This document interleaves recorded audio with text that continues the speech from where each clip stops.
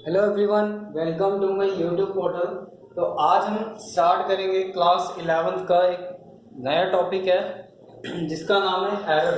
तो देखिए, बहुत ही इंपॉर्टेंट टॉपिक शुरू करने जा रहे हैं आज हम एरर। ये इसके रिलेटेड कई बार क्वेश्चन आ चुके हैं एग्जाम में, ठीक है। तो कॉम्पिटिटिव एग्जाम जो जैसे कि जेई का हो गया, नीट का हो गया या आईआईटी वगैरह हो गए, तो उसमें भी कई बार इस टॉपिक के रिलेटेड क्वेश्चन आ चुके हैं। तो चलिए स्टार्ट करते हैं। आज का हमारा जो टॉपिक है एरर। तो देखिए, सबसे पहले एरर का मीनिंग तो आप सभी को पता ही होगा। एरर मीन्स गलती, है ना, मिस्टेक जिसको आप बोलते हो, ठीक है। सो क्या है, it is defined as a difference between measured value and actual value. Measure value और एक्चुअल वैल्यू के बीच का जो डिफरेंस होगा उसी को यहाँ पे बोलते हैं एरर, ठीक है।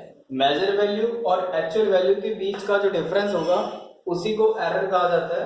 देखिए, मैं यहाँ पे आपको एग्जांपल लेके बता देता हूँ। सपोज कर लीजिए मेरे पास कोई ऐसी डिवाइस है जिसका मैं रीडिंग ले रहा हूँ। मेरे पास उस ऑब्जेक्ट का, सपोज कर लीजिए कोई भी ऑब्जेक्ट है, और उस ऑब्जेक्ट की मेरे पास जो एक्चुअल वैल्यू है, उस ऑब्जेक्ट की जो मेरे पास एक्चुअल वैल्यू है वो कितनी है, वो है मेरे पास 20, ठीक है। अभी उस ऑब्जेक्ट का मैंने क्या लेना है, मेजरमेंट लेना है। कोई भी ऑब्जेक्ट आप कंसीडर कर लीजिए, किसी भी तरह का कोई भी ऑब्जेक्ट हो सकता है। तो उस ऑब्जेक्ट की मैं एक्चुअल वैल्यू अगर 20 कंसीडर करता हूँ, 20 सेंटीमीटर है मेरे पास, और उस ऑब्जेक्ट की वैल्यू, ऑब्जेक्ट को मैंने मेजर किया, तो मेजर करने के बाद मेरे पास उसकी मेजर्ड वैल्यू आई 20.75 सेंटीमीटर। मान लीजिए मेरे पास उसकी वैल्यू आई 20.75। तो एरर मेरे पास कितना आएगा उसका, तो मेरे पास एरर जो बचेगा वो कितना होगा। एरर होता है measured value minus actual value के बीच का डिफरेंस। तो मेरे पास एरर कितना आया, मेरे पास एरर आ गया 0.75 सेंटीमीटर। तो इतना मेरे पास एरर आ गया, क्लियर। इसी को तो बोलते हैं एरर, ठीक है। तो नेक्स्ट हम बात करेंगे एक्यूरेसी की। देखिए, एक्यूरेसी क्या है, तो एक्यूरेसी मेजर्ड वैल्यू जो है, अगर वो एक्चुअल वैल्यू के नजदीक आ रही है उसी को बोलते हैं एक्यूरेसी, ठीक है। If measured value is very close to the actual value then we can say that measurement is with high accuracy, उसी को बोलेंगे हम एक्यूरेसी, ठीक है। सपोज कर लीजिए, यहाँ पे मैं आपको एग्जांपल लेके बता देता हूँ। सपोज कर लीजिए मेरे पास जो एक्चुअल वैल्यू है, मान लीजिए किसी भी डिवाइस, किसी भी ऑब्जेक्ट की जो मेरे पास एक्चुअल वैल्यू है वो 80 यूनिट है, ठीक है। अब मैंने उस ऑब्जेक्ट को क्या करा, मेजर करा। तो मेजर करने के बाद मेरे पास उसकी वैल्यूज आई, जो मेजर्ड वैल्यू है। मेरे पास कौन कौन सी मेजर्ड वैल्यू है, तो पहले तो मेरे पास आई 79.2 यूनिट्स की, ठीक है। फिर आई मेरे पास 79.4 यूनिट्स की वैल्यू, फिर आई मेरे पास 79.6 यूनिट। अब इनमें से यहाँ पे देखिए, जो मेजर्ड वैल्यू है जो सबसे ज्यादा क्लोज है किसके, एक्चुअल वैल्यू के, तो वो कौन सी आपको दिख रही है, ऑब्वियसली वो 79.6 वैल्यू है, जो इस एक्चुअल वैल्यू के सबसे ज्यादा क्या है, नजदीक है, क्लोज है। तो उसी को तो बोलेंगे, ठीक है, उसी को बोलेंगे एक्यूरेसी। तो ये जो वैल्यू है 79.6, ये सबसे ज्यादा क्या है, एक्यूरेट है। तो मोस्ट एक्यूरेट वैल्यू हमारी कौन सी है, मोस्ट एक्यूरेट वैल्यू 79.6, याद रखिएगा। उसके बाद नेक्स्ट हम बात करेंगे प्रिसिशन की।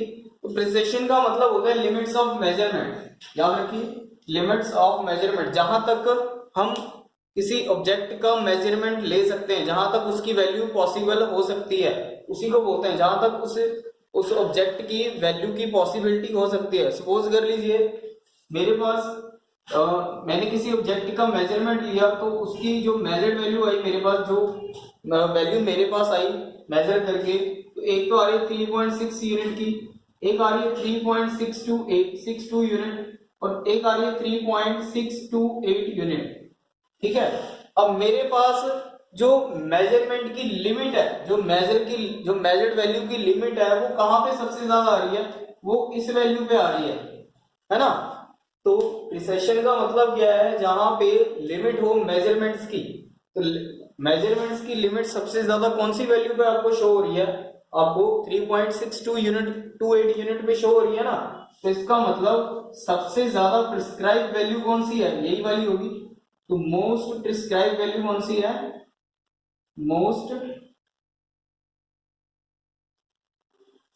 Prescribed value. तो मोस्ट प्रिस्क्राइब वैल्यू 3.628 यूनिट। ठीक है, तो चलिए आगे बढ़ते हैं। नेक्स्ट है हमारे पास एरर, टाइप्स ऑफ एरर की बात करेंगे हम यहाँ पे। देखिए जो एरर है वो दो ही तरीके के होते हैं, एक तो होता है सिस्टमेटिक एरर, दूसरा होता है रैंडम एरर। देखिए सिस्टमेटिक एरर क्या है, सिस्टमेटिक एरर तो होगा जहां पे उसमें रेगुलर वे में काम होगा, रेगुलर वे में जहां पे काम होता है सिस्टमेटिक एरर उसी को बोलते हैं। ठीक है, अक्कर्स इन रेगुलर, जो रेगुलर वे में हो। और इरेगुलर वे में जो होगा वो कौन सा होगा, वो होगा रैंडम एरर। अब रेगुलर और इरेगुलर वे में क्या फर्क होता है, देखिए सपोज कर लीजिए मेरे पास किसी डिवाइस की मेजरमेंट आ रही है, मैं किसी डिवाइस का किसी डिवाइस के ऊपर कोई काम कर रहा हूँ, मेरे पास उसकी वैल्यूज जो है वो हर बार पॉजिटिव फॉर्म में आ रही है, या तो उसकी वैल्यू हर बार पॉजिटिव फॉर्म में आएगी। ठीक है, तो ये हर बार उसकी वैल्यू, पहले उसकी वैल्यू आई 0.8 पॉजिटिव 0 प्लस 0.8, फिर उसके बाद आई प्लस 0.80, फिर उसके बाद आई प्लस 0.89। तो ऐसे उसकी वैल्यू जो है वो हर बार क्या आ रही है, पॉजिटिव आ रही है। या तो उसकी वैल्यू हर बार पॉजिटिव आएगी या फिर हर बार उसकी वैल्यू कैसी आएगी, नेगेटिव आएगी। तो इसी को बोलते हैं रेगुलर वे। ठीक है, तो ये सिस्टमेटिक एरर है। और रैंडम एरर की अगर मैं बात करूं तो रैंडम में कोई वैल्यू जो है वो रेगुलर फॉर्म में नहीं होगा, इरेगुलर होगा, या तो उसकी वैल्यू पॉजिटिव आएगी हर बार या फिर नेगेटिव आएगी। ठीक है, कई बार उसकी वैल्यू एक बार पहले उसकी पॉजिटिव आ रही है, फिर उसकी नेगेटिव आ रही है, फिर पॉजिटिव आ रही है, फिर नेगेटिव आ रही है। दैट मीन्स कोई एक बार उसकी वैल्यू फिक्स नहीं आ रही, एक बार में उसकी जो वैल्यू है वो फिक्स नहीं आ रही। दैट मीन्स कहने का मतलब है एक रेगुलर फॉर्म में उसकी वैल्यू हम नहीं फाइंड आउट कर पा रहे, तो अलग अलग आ रही है हर बार। ठीक है, तो उसके बाद हम बात करते हैं जो सिस्टमेटिक एरर है वो आगे फर्दर तीन टाइप्स में डिवाइड होता है। एक होता है इंस्ट्रूमेंटल एरर सिस्टमेटिक एरर में, दूसरा होता है इम्परफेक्शन एरर और थर्ड होता है पर्सनल एरर। तो तीनों के बारे में आपको पता होना चाहिए। ठीक है, सिस्टमेटिक एरर 3 टाइप्स का है। तो फर्स्ट हम बात करेंगे इंस्ट्रूमेंटल एरर की। अब इंस्ट्रूमेंटल नाम से ही क्लियर है, इंस्ट्रूमेंट्स का ही यहाँ पे यूज करेंगे हम। देखिए किसी भी इंस्ट्रूमेंट में कोई फॉल्ट आ या फिर कोई उसमें डिफेक्ट आ जाना, तो उसी को बोलेंगे हम इंस्ट्रूमेंटल एरर। तो मान लीजिए मेरे पास कोई ऐसा ऑब्जेक्ट है, या मैं यहाँ पे कोई एग्जांपल लेके चलता हूँ, एक कोई एग्जांपल है मेरे पास, एक मीटर स्केल की एग्जांपल ले लेता हूँ। अब मीटर स्केल क्या करता है, मीटर स्केल मेजरमेंट लिखते हैं ना, मेजरमेंट्स हम उससे लेते हैं, किसी भी ऑब्जेक्ट का मेजरमेंट, कोई बुक है, कोई टेबल है, कोई कुछ भी है, कोई भी ऐसी चीज है जिससे हम क्या लेते हैं, इस मीटर स्केल से उसका मेजरमेंट लेते हैं। अब जब हमने मेजरमेंट लिया तो मेजरमेंट लेने के बाद हमारी जो वैल्यूज बची, कई बार क्या होता है उस वैल्यूज में वैल्यूज लेने में काफी दिक्कत आ रही है, तो इसका मतलब उस मीटर स्केल में कुछ ना कुछ गड़बड़ है, कुछ ना कुछ गड़बड़ी है उसमें। कहने का मतलब है अगर उस मीटर स्केल में कोई गड़बड़ है, दैट मीन्स वो कहीं से वो टूटा हुआ है, या फिर उनके ऊपर जो डिजिट लिखे हुए हैं वो उस एक्यूरेट फॉर्म में नहीं लिखे हुए, या फिर उसमें कुछ डिजिट ऐसे हैं जो इरेज हुए पड़े हैं, दैट मीन्स वो मिस प्रिंटिंग है उसके ऊपर। तो ऐसा डिफेक्ट, ऐसा फॉल्ट अगर किसी इंस्ट्रूमेंट में देखने को मिलता है तो उसको हम क्या बोलते हैं, इंस्ट्रूमेंटल एरर बोलते हैं। ठीक है, अगर मैं बात करूं इम्परफेक्शन एरर की, तो इम्परफेक्शन एरर में क्या होता है, मान लीजिए हम कोई एक्सपेरिमेंट कर रहे हैं, तो उस एक्सपेरिमेंट को करते वक्त अगर कोई मिस्टेक हो जाती है, उस एक्सपेरिमेंट को करते वक्त कोई मिस्टेक हो जाती है, तो ऐसे एरर को हम क्या बोलेंगे, इम्परफेक्शन एरर बोलेंगे। सपोज कर लीजिए कोई गैल्वेनोमीटर है या कोई ऐसा एमीटर का डिवाइस है जो स्टार्टिंग में अपनी जो नीडल है वो कहाँ पे शो करता है, 0 पे शो करता है हम। ठीक है, तो मान लीजिए अगर वो 0 पे नहीं शो कर रहा, तो 0.2 पे या 0.4 पे शो कर रहा है, तो 0.2 या 0.4 क्या है, उसमें एरर शो हो रहा है। ठीक है, तो सपोज कर लीजिए मेरे पास उस डिवाइस को लेके, मेरे उस डिवाइस के एक्सपेरिमेंट के थ्रू मेरे पास वैल्यू आई 50, तो 50 वैल्यू आ गई मेरे पास। अब 50 में वैल्यू अगर लूं तो उस डिवाइस के थ्रू मेरे पास जो जो मेजर्ड वैल्यू आएगी, वो कितनी आएगी, वो आएगी या तो 50.2 आ जाएगी या फिर आ जाएगी 50.4, क्योंकि उसमें क्या था, उसमें 0.2 और 0.2 या फिर 0.4 का क्या था, उसमें एरर था, है ना।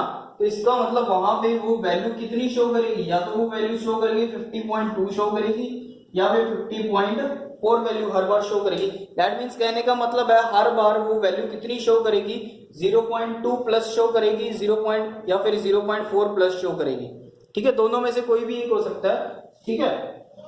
तो ऐसी मिस्टेक को, तो ऐसे एरर को हम क्या बोलेंगे, ऐसे एरर को बोलेंगे इम्परफेक्शन एरर।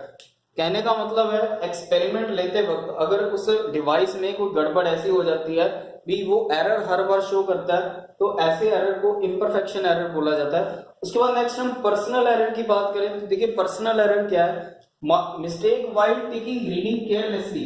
मान लीजिए कई बार पढ़ते वक्त हमको किसी चीज के बारे में नहीं पता लगता या हम कुछ गलत वगैरह पढ़ लेते हैं। अगर मान लीजिए वैल्यू थी मेरे पास 100.25 बट मैंने उसको रीड कर लिया 100.26 समथिंग, तो ऐसा करके क्या हुआ, वहां पे मेरा क्या काउंट हुआ, एक एरर काउंट हुआ, जिसको मैं एक नाम बोलूंगा पर्सनल एरर, ठीक है। तो इसमें क्या होता है, रीडिंग लेते वक्त अगर कोई बार कोई मिस्टेक हो जाती है, ठीक है, तो उसी को हम क्या बोलेंगे, पर्सनल एरर बोलेंगे, ठीक है। रीडिंग पढ़ते वक्त अगर कोई मिस्टेक हो जाना तो उसी को हम बोलते हैं पर्सनल एरर, ठीक है। तो ये सभी आपको पता होना चाहिए एरर के बारे में। तो इसके बाद आगे फर्दर और भी कई टाइप्स आएंगे एरर की जो हम डिस्कस करेंगे, ठीक है। तो मिलेंगे नेक्स्ट वीडियो में बहुत जल्द। So I hope this will clear to you. Thank you so much.